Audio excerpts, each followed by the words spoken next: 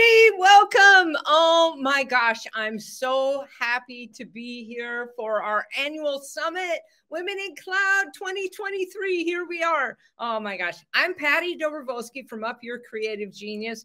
This is our 5th year of holding one of these summits, and our theme this year is collective responsibility. So that is a really good thing to be thinking about.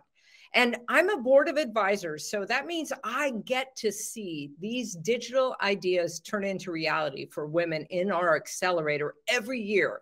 I love when we come together and we share our experience so that we can really celebrate how collective responsibility and ESG plus T ignite equitable economic access for women in leaders and execs. Yes. That's what we're all about. This is why Women in Cloud and this forum, we become one of the world's most influential showcase community events for celebrating the advances and opportunities for women in technology. What does collective responsibility mean to you? Tell me what it means to you, because I want to know. It means that we are going to be in it together. We want to make sure that we are banding together to make things happen, helping and supporting each other, awareness of each other.